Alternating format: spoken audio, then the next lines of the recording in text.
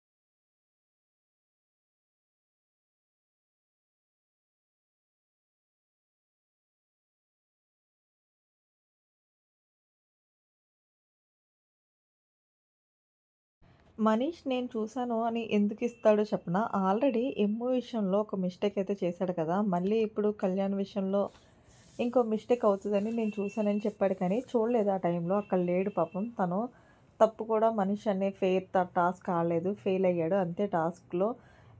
There is lot of difference between అన్వర్ and ఎఫ్ఏఎల్ అన్వెంట్ అని కావాలని టీం వాళ్ళని గెలిపించుకోవడం కోసం చూసినా చూడలేదని అబద్ధం చెప్పడం. ఇలాంటిది అన్‌ఫెయిర్ కాదు. అక్కడ ఇమ్ము టైంలో తను మర్చిపోయాడు. మర్చిపోయినోడు ఏం చేయాలి? ఇక్కడ ఇమ్ము మర్చిపోయాడు. అక్కడ తను మర్చిపోయాడు. ఫస్ట్ ఇమ్ముది రెస్పాన్సిబిలిటీ తనకు తను చూసుకోవాలి. అండ్ సంచాలక్‌ది కూడా రెస్పాన్సిబిలిటీ సంచాలక్ చూసుకోవాలి. ఇక్కడ వీళ్ళిద్దరూ చేయలేదు. అలాంటప్పుడు ఏం చేయాలి? ఇద్దరి నుంచి మిస్టేక్ ఉంది. ముఖ్యంగా సంచాలక్ వైపు నుంచి కూడా మిస్టేక్ ఉంది కాబట్టి ఆ 2 క్యాన్సిల్స్ చేయడము, ఆ రౌండ్ ఎంకి పాయింట్ ఇవ్వకుండా నెక్స్ట్ రౌండ్ నుంచి పంపించడమో ఇలా ఏదో ఒకటి చేసుంటారు. కానీ మొత్తం టాస్క్ నుంచి ఎలిమినేట్ చేసేయడం బ్లండర్ మిస్టేక్ మనిషిది.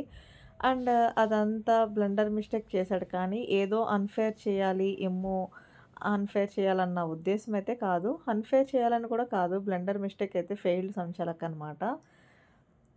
సో, దాన్ని కవర్ చేసుకోవడానికే అన్నట్లు అందరూ కూడా కళ్యాణ్ టచ్ చేశాడు అనగానే ఇంకా చూసారా మీరు చూసారా అని వీళ్ళందరూ అడిగితే నేను చెప్తాను మీరందరూ సైలెంట్‌గా ఉండండి అని. అందరూ సైలెంట్‌గా ఉండి యాహ్! నేను చూసా రైట్ హ్యాండ్ పెట్టాడు అంటున్నాడు. బేసిక్‌గా తను రైట్ హ్యాండ్ పెట్టలేదనమాట. లెఫ్ట్ హ్యాండ్ పెట్టాడు. నేను కూడా లైవ్‌లో తను రైట్ హ్యాండ్ అన్నాడని అంత అబ్జర్వ్ చేయలేదు. బట్ తన మాటలు బట్టి అర్థమైంది. ఇతను చూడలేదు, అబద్ధం చెప్తున్నాడని.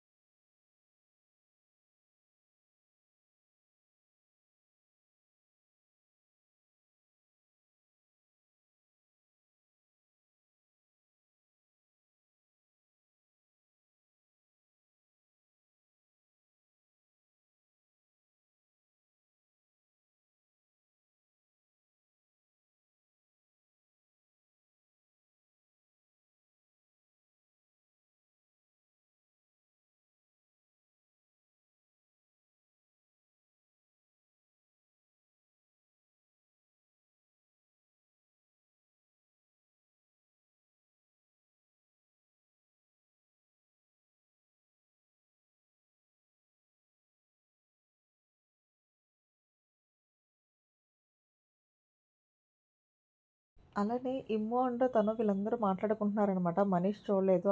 ఆ రౌండ్‌లో మేమందరం అరుస్తున్నాం కాబట్టి మాది నిజమని నమ్మి ఓకే చేసేసాడు. ఎందుకంటే ఆల్రెడీ ఇమ్ము విషయంలో మిస్టేక్ చేశాడు కదా! అందుకని బట్ చూడలేదు. చూసినా అబద్ధం చెప్తున్నాడు. చూడలేదు. బట్ అంతమంది అరుస్తున్నారంటే అందులో నిజం ఉండిందుంటుందని ఔట్ చేసేసాడు. రైట్ హ్యాండ్ కాదు లెఫ్ట్ హ్యాండ్ అనమాట. చూడలేదు కాబట్టి ఇమ్ము అంటాడు. తను చూడలేదు కాబట్టి రైట్ హ్యాండ్ అంటున్నాడు. తను పెట్టింది రైట్ హ్యాండ్ కాదు. కళ్యాణ్ లెఫ్ట్ హ్యాండ్ పెట్టాడని. సో, కళ్యాణ్ కూడా మర్చిపోయాడు తను పెట్టిన విషయం గాని. సపోర్ట్ చేశామన్న విషయం కానీ, ఆ 2 కూడా మర్చిపోయాడు. సో, ఫైనల్‌గా కళ్యాణ్ దిగడు. దిగపోయేటప్పటికి "నువ్వైతే ఔటు. నువ్వక్కడున్నా గాన నేను ఔట్ ఇచ్చేస్తానని" చెప్పేసి టాస్క్ అనేది కంటిన్యూ చేయడు. నిలబడే ఉంటాడు. బిగ్ బాస్ నుంచి అనౌన్స్‌మెంట్ వస్తదనమాట. సంచాలక్‌గా మీ నిర్ణయం తీసుకున్న తర్వాత మీరు టాస్క్ కంటిన్యూ చేయొచ్చు అంటే, అప్పుడు నేను బిగ్ బాస్ చెప్తేనే గాని దిగనంటాడు. బట్ బిగ్ బాస్ ఏం చెప్పడు. డైరెక్ట్ కళ్యాణ్‌కి, సంచాలక్‌కి సజెషన్ అయితే ఇస్తాడనమాట. మీరు టాస్కు ఆపక్కర్లేదు. మీరు డెసిషన్ తీసుకుంటేనే కంటిన్యూ చేయొచ్చని. అప్పుడు హరీష్ గారు వచ్చిన విధంగా దిగిపో అంటే తను దిగిపోయి వచ్చేస్తాడు కళ్యాణ్. సో, తనేంటంటే నేను టచ్ చేయలేదన్న ఉద్దేశంతోనే ఉంటాడు. ఇంకా హరీష్ గారు అప్పటినుంచి ఫుల్ కోపంలో ఉంటారు. ఈలోపు మిగిలిన వాళ్ళని కూడా పంపుతూ మధ్యలో ఈ సీక్వెన్స్ ఏది అయితే ఉంటదో అది ఒక్కసారి మారుస్తాడు. ఆ మార్చడం వల్ల కూడా వచ్చే నష్టమేం లేదు. ఎలాగైనా సంజన గారే కెప్టెన్ అయ్యేవారు. ఆ ఒక్కటి చేంజ్ చేశాడు. అంతకు మించి ఏం లేదు. మొత్తం టాస్క్ అయిపోయిన తర్వాత ఆ క్రెడిట్ తీసుకోవడానికి మనీష్ గారు ట్రై చేశారనమాట. చూడు నేను కామనర్స్ అండ్ ఓనర్స్ అని డిఫరెన్స్ అయితే ఏం చూపించలేదు. అలా చూపించలేదని చెప్పడం కోసమే మధ్యలో నేను సీక్వెన్స్ కూడా మార్చానని చెప్తాడు ఆయన. ఆయన వేషాలు ఆయనవి. అతి తెలుగులో చేసే పనుల వల్లనే అలాంటి తప్పులన్నీ చేసుకుంటున్నాడు. సో, అయిపోయింది. అయిపోయిన తర్వాత కూడా లాస్ట్‌లో ఇంకా ప్రియా లాస్ట్ వరకు ఇంకా తన బాడీ అంతకంటే సపోర్ట్ చేయలేదు. సో, ప్రియాని ఇంక అంతకంటే ఏమి అనలేము. అప్పటి వరకు ఉండడమే చాలా ఎక్కువ. ఒకటి లాగితే చాలా సేపు ఉండడానికి ట్రై చేసింది. ఫైనల్‌గా తను కూడా దిగిపోయింది ఇంకా. తను నిలబడే ఛాన్స్ లేదులే. తను కూడా తప్పు పడలేదు. ఇంకా ఆ తర్వాత రాము మాత్రం ఎక్కడికి వెళ్తాడు, అక్కడికి వెళ్తాడు, పైకి వెళ్తాడు. పట్టుకోవడానికి చేయలేదు. పక్కనేమో అమ్మాయి. ఆ అమ్మాయిని ఎక్కడ టచ్ చేసినా కూడా ప్రాబ్లమ్. సో, అలా టచ్‌లు చేయకుండా చాలా జాగ్రత్తగా పట్టుకొని, ఆ అమ్మాయి హర్ట్ అవ్వకుండా చూసుకొని, కష్టాలన్నీ తనే పడి సూపర్ డూపర్‌గా అయితే ఆడాడు. తను ఆడుతుంటే ఎంత ఆడుతున్నాడని అనిపించింది. అంత కష్టపడి ఆడుతుంటే. సో, మొత్తం హౌస్‌మేట్స్ అందరూ చాలా బాగా అప్రిషియేట్ చేశారు. ఆడియన్స్ నుంచి కూడా ఫుల్ అప్రిషియేషన్ అయితే వస్తది. No doubt. సో, ఫైనల్‌గా ఇంకా లాస్ట్‌లో ఇంకా పట్టుకోలేక అరిచి, చరిచి వదిలేసాడు. సో, ఆ రకంగా శ్రీజ విన్ అయ్యిందనమాట. సో, యాక్చువల్‌గా శ్రీజకి ఏమి సంజనని విన్ చేయాలన్న కాన్సెప్ట్ అయితే లేదు. తనకేమి శ్రీజని విన్ చేయాలన్న కాన్సెప్ట్ లేదు. ఆ విషయం అర్థం కాక హరీష్ గారేమో శ్రీజ మనల్ని మోసం చేసింది, శ్రీజ మనల్ని మోసం చేసింది అంటున్నారు. ఆ అమ్మాయి సంజనని మోసం చేసే ప్రాసెస్‌లోనే ఉంది. ఎందుకంటే మధ్యలో ఐడియా వచ్చింది. ఆలోచించి ఆడండి, ఆలోచించి ఆడండి. యాక్చువల్‌గా తను సంజనకి సెలెక్ట్ చేసుకున్నప్పుడు మామూలుగా ఎథికల్‌గా ఆడాలంటే సంజనకి సపోర్ట్ చేయాలి. లేదు టీమ్ కోసం ఆడాలంటే సంజనని మోసం చేయాలి.